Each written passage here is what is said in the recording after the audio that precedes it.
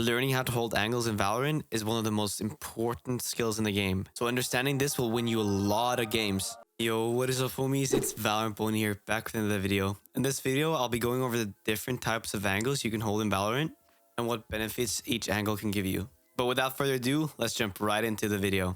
Before we get into the angles, we first gotta talk a little bit about positioning. It is very important that when you're going to hold all of these angles that you make sure to not overexpose yourself. Now, what is overexposing yourself?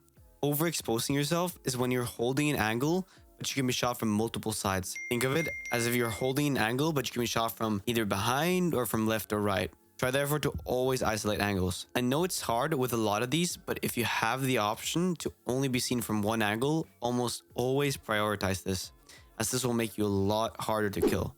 The first angle I'm going to talk about are also the most popular ones in the game, and that is the common angle. A common angle is an angle that you would expect an enemy to hold, and is therefore very easy to guess that an enemy is holding. This can, for example, be close lamps on A side bind.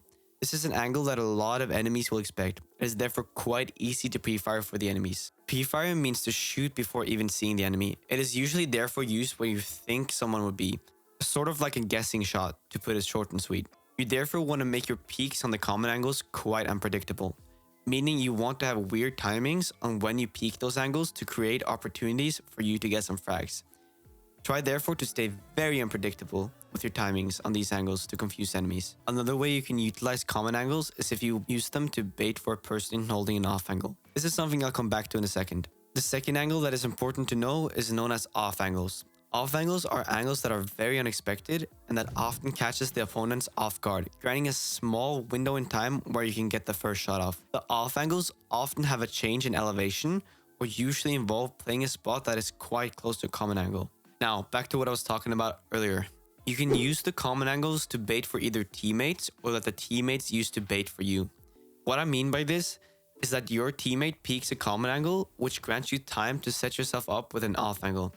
Now the enemies will be focused on your friend peeking the common angle, which often leads them to get tunnel visioned and therefore not clear some of the off angles, and instead solely focus on the baiter who peeks the common angle. An example of this can be Haven A long, where you would often have a teammate bait for you so you can take the off angle bricks. The important part here is to not use this too often in a match, as eventually it can become quite predictable. A lot of the times, high elo players are able to tell if it's a bait or not, so remember to not overuse it.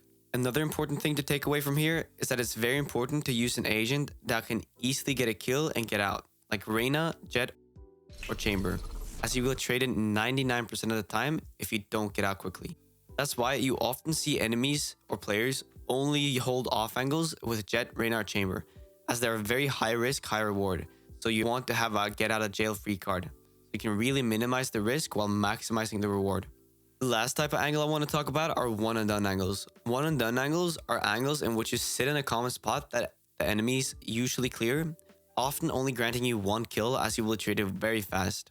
However, the good thing about the one and done angles is that if you have good trigger discipline and the enemies don't clear you, you now have the option of getting multiple kills because they'll just walk right past you. Angles like these are usually some of the cubbies on the different maps and places where you probably would have considered them camping spots. Chamber used to be the king of these spots, as he could have easily teleported away, but now it is more mixed with Reyna and Jett, as well as a little Chamber being useful in these spots. While we are here, we can also quickly go over how you should hold angles with very little HP. I'm sure you've been in a situation where it's a 1v3 and you have 20 HP left and you're not sure of what to do to clutch the round. The two most important things you can do here is to 1. Try to hold headshot angles. And what I mean by headshot angles are angles that you can only see each other's head, what one would usually call head glitching in first-person shooter language. This can be angles like, for example, the head glitch on Icebox. The reason this is important is that it will minimize the amount of area you can be shot by, meaning you'll be less likely to be hit. The second important thing to do is to hold very tight angles. Doing this will ensure that you will not expose a lot of your body, making it less likely to be hit in the body. Try also to always pre-aim where you think the enemy would peek to give you a very important headshot. It is also important to take away from all of these that you should never peek too close to a wall, as this will grant angle advantage to the person farther away from the wall. I covered this in a previous video, so I'll link it in the top right. I will cover more on how you go about peeking things in Valorant in a different video, But for now, this video here will help a little bit with that, so go watch it. Remember to hit that sub and like button as that really helps me out. See ya!